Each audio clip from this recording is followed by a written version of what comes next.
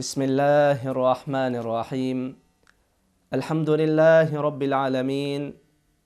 والعاقبة للمتقين والصلاة والسلام على أشرف الأنبياء والمرسلين. أما بعد، فقد قال رسول الله صلى الله عليه وسلم: من لم يدع قول الزور والعمل به فليس لله حاجة فی ان یدع طعامہ و شرابہ او کما قال علیہ السلام۔ روزے کے آداب کا کل ذکر کیا جا رہا تھا۔ روزے کے آداب، ان کو بڑی تفصیل کے ساتھ حدیث مبارکہ کے اندر بیان کیا گیا ہے۔ جس امر کے اندر، جس کام کے اندر جتنی زیادہ فضیلت ہوتی ہے، اس کے اندر اتنی ہی زیادہ احتیاط کی بھی ضرورت ہوتی ہے۔ ظاہر ہے بڑی فضیلت بڑے عمل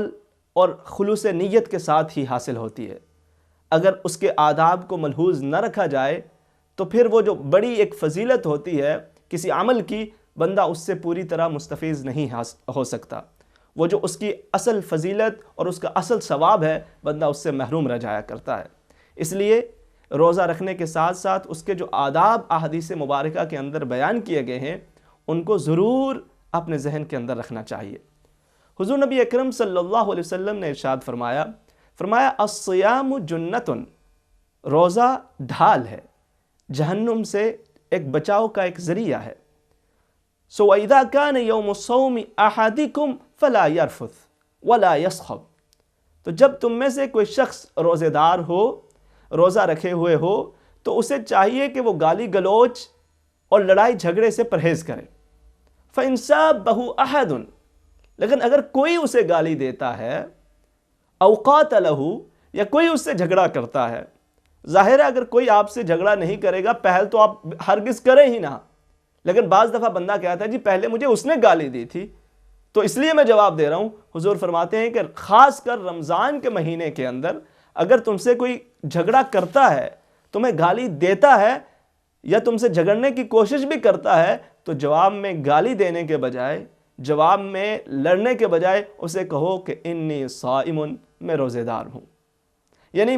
میں روزے کے جو آداب ہیں ان کا خیال رکھتا ہوں اور اس وجہ سے تم سے جھگڑنے سے پرہیز کرتا ہوں۔ مجھے اپنے رب کا حیا ہے، مجھے اپنے رب کا خوف ہے، میرے دل میں اپنے رب کی محبت ہے۔ اگر میں اپنے رب کی خاطر، اپنے رب کی محبت میں حلال چیزیں چھوڑ سکتا ہوں، کھانا پینا چھوڑ سکتا ہوں، اپنی خواہشات نفسانی کو قابو کر سکتا ہوں، تو میں گالی کا جواب گالی دیے بغیر بھی رہ سکتا ہوں۔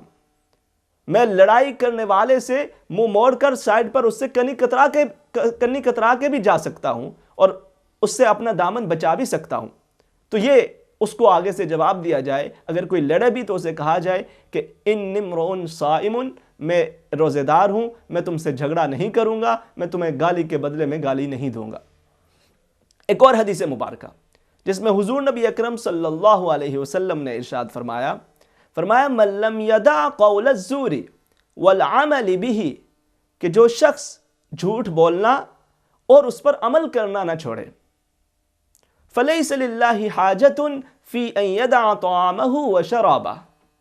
تو پھر اگر بندہ روزہ رکھ کر بھی جھوٹ بول رہا ہے اور لوگوں کو جھوٹی باتیں بتا رہا ہے اور انہی پر عمل کر رہا ہے، تو فرمایا اللہ کو اس کے بھوکے یا پیاسے رہنے کی تو کوئی حاجت نہیں ہے۔ روزے کا مقصد تو بھوکا پیاسا رکھنا ہے ہی نہیں ہے۔ بھوک پیاس اصل میں مقصد نہیں ہے، بلکہ یہ ایک ذریعہ ہے انسان کے دل کو صاف کرنے کا، انسان کے دل میں رب کی محبت اور اس کے خوف کا احساس پیدا کرنے کا۔ اگر وہی پیدا نہ ہوا، اگر رب سے حیا پیدا نہ ہوا اور بندہ روزہ رکھ کر بھی جھوٹ بولتا رہا، زبان کا غلط استعمال کرتا رہا، جھوٹی باتوں پر عمل کرتا رہا، تو پھر اللہ پاک کو اس کے بھوکے اور پیاسے رہنے کی کوئی ضرورت نہیں ہے۔ زبان کے جو آداب ہیں اس حوالے سے، ان پر انشاءاللہ ہم اگلے درس میں ضرور گفتگو کریں گے کہ جھوٹ بولنا اور پھر زبان کے، کیونکہ اس کے ان احادیث مبارکہ جو رمضان کے ساتھ جن کا تعلق ہے، ان کے اندر زبان کے حوالے سے کافی زیادہ زور دیا گیا ہے۔ انشاءاللہ ان پر ہم اگلے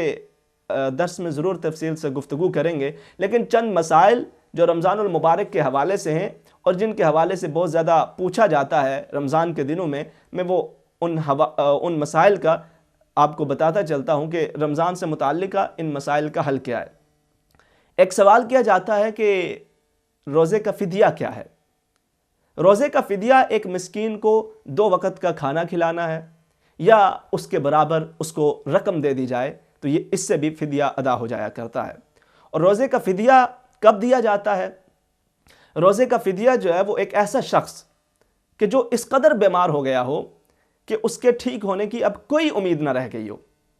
تو وہ شخص کی طرف سے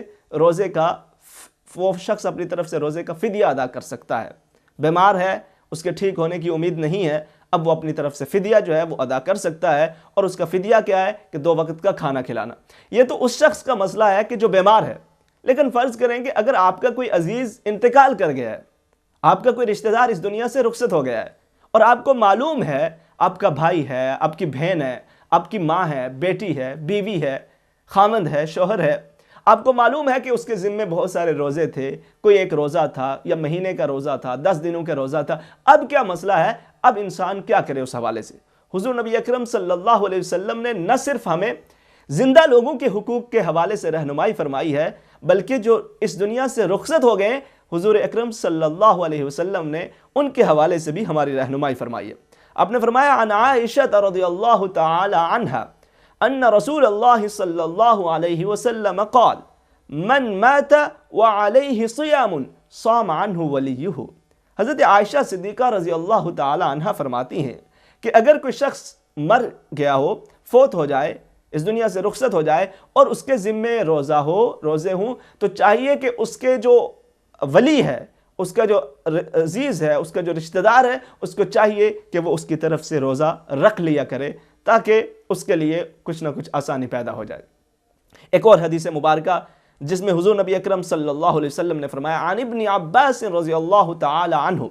قال جاء رجل الى النبي صلی اللہ علیہ وسلم فقال یا رسول اللہ صلی اللہ علیہ وسلم ان امی ماتت وعلیہا صوم شہر۔ حضرت ابن عباس رضی اللہ تعالی عنہ روایت کرتے ہیں کہ حضور نبی اکرم صلی اللہ علیہ وسلم کی خدمت میں ایک شخص حاضر ہوا اور اس نے عرض کی کہ یا رسول اللہ صلی اللہ علیہ وسلم میری والدہ کا انتقال ہو گیا ہے اور ان کے ذمے 1 مہینے کے روزے باقی رہتے تھے، سو افاقضی عنہا، سو کیا میں ان کی طرف سے وہ روزے ادا کر دوں، ان کی طرف سے وہ روزے رکھ لوں؟ قال نعم، حضور نے فرمایا ہاں، اے شخص تم اپنی والدہ کی طرف سے روزے رکھ لو، وہ جو اس نے مہینے کے روزے اس سے رہ گئے تھے تم اس کی طرف سے وہ روزے ادا کر لو۔ اور فرمایا فبین اللہ احق ان یقضی، سو اللہ کا جو ذمہ ہے وہ زیادہ حقدار ہے کہ اس کو جو ہے وہ پورا کیا جائے۔ کہ مثال کے طور پر اگر کسی بندے کا قرضہ دینا ہو آپ کی والدہ نے، اور آپ سے جو ہے وہ قرضدار ان کی وفات کے بعد قرضہ مانگنے کے لیے واپس آ جائیں، تو ظاہر آپ ان کو کچھ نہ کچھ دیں گے، دے کر واپس بھیجیں گے اس کے مال سے، اپنی والدہ اپنے والد کے مال سے۔ تو جب لوگوں کے حق جو ہے وہ بندہ ان کی وفات کے بعد پورے کرتا ہے تو فرمایا فبین اللہ احق ان یقضی، تو فرمایا کہ وہ جو اللہ کا حق ہے، جو اللہ کی ذمہ داری ہے، وہ زیادہ اس بات کے مستحق ہے کہ اس کو پورا کیا جائے۔ تو یہ روزہ رکھنے کا فدیہ، اور جو شخص فوت ہو گیا ہو اس کے روزوں کے حوالے سے یہ مسئلہ ہو گیا۔ پھر ایک مسئلہ پوچھا جاتا ہے کہ الٹی آنے سے روزہ ٹوٹ جاتا ہے یا نہیں ٹوٹتا؟ ہمیشہ یاد رکھیں کہ الٹی آنے سے روزہ نہیں ٹوٹتا، چاہے کوئی حاملہ عورت ہی کیوں نہ ہو، ان کو بھی الٹی آئے تو بھی روزہ اس سے نہیں ٹوٹتا۔ ایک اور مسئلہ پوچھا جاتا ہے کہ روزے کی حالت میں ٹیسٹ کے لیے خون نکالنا، اس کے حوالے سے کیا حکم ہے؟ کیا اس سے روزہ ٹوٹتا ہے یا نہیں ٹوٹتا؟ تو اس کے حوالے سے بھی یہ ہے کہ اس سے روزہ نہیں ٹوٹتا، روزہ صحیح رہتا ہے، کیونکہ حضور نبی اکرم صلی اللہ علیہ وسلم نے ارشاد فرمایا الفطر مما دخل لیس مما خرج، کہ بدن میں کوئی چیز جانے سے روزہ ٹوٹتا ہے، نہ کہ خارج ہونے سے۔ سو اس لیے اگر کوئی ٹیسٹ کے لیے خون نکالتا ہے تو اس سے بھی روزہ نہیں ٹوٹتا۔ ایک اور مسئلہ جو رمضان کے مہینے میں اکثر پوچھا جاتا ہے وہ ہے کان میں دوا یا تیل وغیرہ ٹپکانا، اس سے روزہ ٹوٹتا ہے یا نہیں ٹوٹتا؟ یہ دو چند مسائل ایسے ہیں کہ جن کے اندر علماء کا اختلاف ہے۔ کچھ علماء جو ہیں وہ اس حوالے سے ان کی مختلف رائے ہیں، ان میں سے ایک مسئلہ وہ آنکھ کا بھی ہے، لیکن کان کے حوالے سے یہ ہے کہ کان میں دوا یا تیل ڈالنے سے روزہ صحیح مسئلہ یہی ہے کہ اس سے روزہ نہیں ٹوٹتا۔ اہم مفتیان کرام ان کی رائے کے مطابق اس سے روزہ نہیں ٹوٹتا، کیونکہ اس کی وجہ یہ ہے کہ جدید جو میڈیکل ریسرچ ہے وہ بھی یہ بتاتی ہے کہ کان سے معدے کی طرف کوئی بھی اس میں سوراخ نہیں ہے، کوئی بھی اس کا جو ہے وہ کان اور معدے کے درمیان کوئی سوراخ نہیں ہے، سو اس کی وجہ سے اگر کان میں کوئی شخص دوائی ڈالتا ہے یا تیل وغیرہ ڈالتا ہے تو اس سے روزہ نہیں ٹوٹے گا۔ لیکن آنکھ میں جب دوا ڈالی جائے، دوا ٹپکائی جائے تو اس سے روزہ ٹوٹ جائے گا، کیونکہ آنکھ میں حلق کی طرف سوراخ یا نالی موجود ہے۔ اس لیے علماء نے کہا ہے کہ اگر کوئی شخص آنکھ میں دوائی ڈالتا ہے، قطرے ڈالتا ہے، قطرے ٹپکاتا ہے تو اس سے اس کا روزہ جو ہے وہ ٹوٹ جائے گا۔ ہاں اگر سرما لگایا جائے تو سرما لگانے سے روزہ نہیں ٹوٹتا، کیونکہ حضرت انس بن مالک رضی اللہ تعالی عنہ کی روایت ہے، فرماتے ہیں کہ انہ کان یکتحل وہو صائم، سنن ابی داؤد کے اندر اس کو ذکر کیا گیا حضرت انس بن مالک کی روایت کے ساتھ کہ حضور صلی اللہ علیہ وسلم سرما لگا لیا کرتے تھے جبکہ آپ روزے میں ہوا کرتے تھے۔ سو یہ چند اہم مسائل ہیں۔ ایک آخری مسئلہ اس حوالے سے وہ یہ ہے کہ کیا اگر کوئی شخص بھول کر کچھ کھا پی لیتا ہے تو اس سے روزہ ٹوٹتا ہے یا نہیں ٹوٹتا؟ سو اس حوالے سے بھی حضور نبی اکرم صلی اللہ علیہ وسلم نے زندگی کے ہر شعبے میں ہماری رہنمائی فرمائی۔ حضرت ابو ہریرہ رضی اللہ تعالی عنہ روایت کرتے ہیں عن النبی صلی اللہ علیہ وسلم قال اذا نسی احدکم فاکل او شرب فلیتم صومہ، فرمایا کہ اگر تم میں سے کوئی شخص بھول جائے اور کھا پی لے، کھاتا رہا دن میں پیتا رہا لیکن اسے یاد نہیں تھا کہ میرا روزہ ہے، تو فرمایا اسے چاہیے کہ وہ اپنا روزہ مکمل کر لے۔ وہ روزہ یہ نہیں کہ بھول کے کھایا تو اب روزہ توڑ ڈالے، اس کی قضا کرے یا کفارہ ادا کرے، نہیں، بلکہ فرمایا کہ اگر وہ اس سے بھول کر اس نے کھا پی لیا ہے تو اپنا روزہ مکمل کرے۔ فَإِنَّمَا أَطْعَمَهُ اللَّهُ وَسَقَاهُ،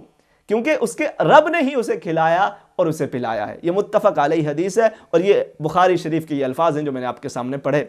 تو یہ چند وہ اہم مسائل ہیں جو رمضان کے حوالے سے اکثر پوچھے جاتے ہیں، جن پر بات کی جاتی ہے۔ اللہ رب العزت سے دعا ہے کہ وہ ہمیں رمضان المبارک کے روزوں کا حق ادا کرنے کی توفیق عطا فرمائے اور اس کے جو آداب ہیں، اس کے جو مسائل ہیں، ان کو ملحوظ خاطر رکھنے کی توفیق عطا فرمائے۔ وآخر دعوانا ان الحمد للہ رب العالمین۔